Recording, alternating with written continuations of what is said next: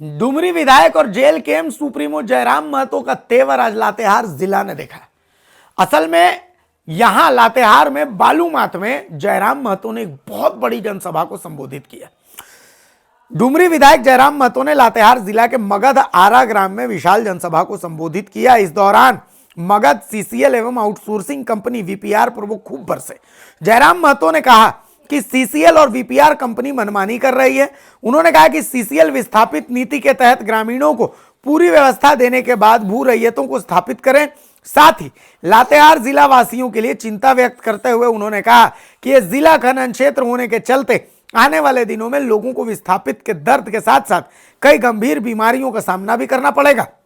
इसलिए ग्रामीण भू रैयत एक मंच में आकर अपना हक और अधिकार के लिए आंदोलन करें।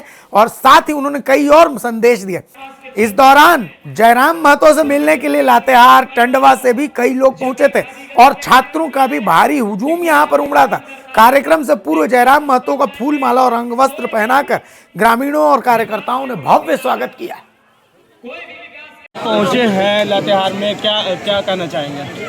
देखिए, यह एक बहुत बड़ा कोल खनन का क्षेत्र है। आने वाले दिनों में यहाँ विस्थापन का एक बहुत बड़ा दंश यहाँ के लोगों को झेलना पड़ेगा।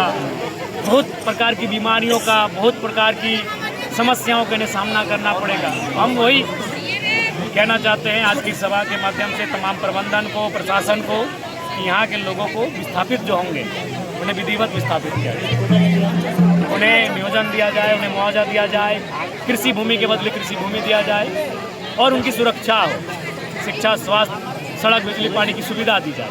आज आप देखिए घरों की क्या स्थिति है, पेड़ों की स्थिति देखिए। ये तो पेड़ है, नहीं तो और भयानक बीमारियों की चपेट में लोग आते हैं, क्योंकि पेड़ कार्बन डाइऑक्साइड को अपने अंदर सोखने का काम करता है, बहुत प्रकार के गैसों को सोखने का काम करता है, गंदगी को अपने में लेकर हवा को ठीक करता है। नहीं तो आज क्या स्थिति होती है इस गांव की, ये कल्पना नहीं कर सकते। देख सकते हैं गांव की क्या स्थिति है, हरे पेड़ पूरी तरह से काले हो चुके हैं।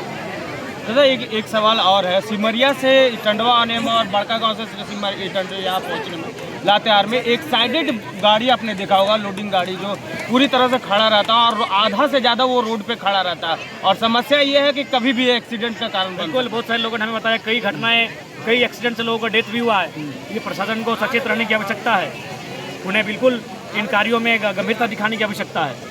दादा यहाँ पे जिस तरह से मौतें हुई है और कंपनी उस पर मुआवजा भी नहीं देती है और चुप्पी साथ देती है, विधायक जो उस पर राजनीति कारण है कि यहाँ के जनप्रतिनिधि, आइए हमारे धनबाद बोकारो में लड़ झगड़ के हम लोग मुआवजा दिलाते हैं। हाल ही फिलहाल 29 लाख रुपया मुआवजा दिलाए जी। जेल कैम्प के नेतृत्व में 29 लाख रुपया मुआवजा दिया गया।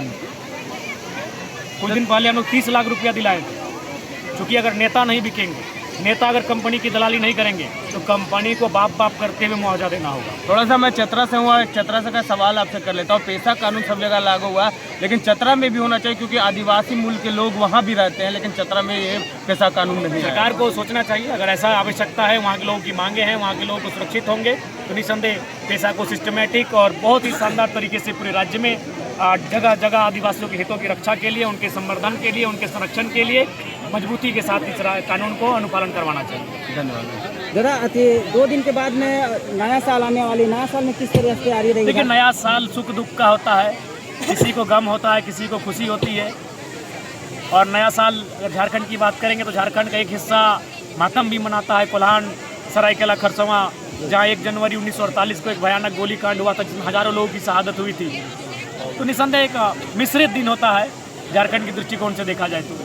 दादा, इस क्षेत्र में इस कार्यक्रम के बाद क्या कुछ नया देखने को मिलेगा? देखिए, यहाँ के लोगों, मैंने वही कहा, अगर आप लड़ने के लिए तैयार हैं, आप अगर एकजुट होने के लिए तैयार हैं, तो लड़ाई लड़ने में सही होगा।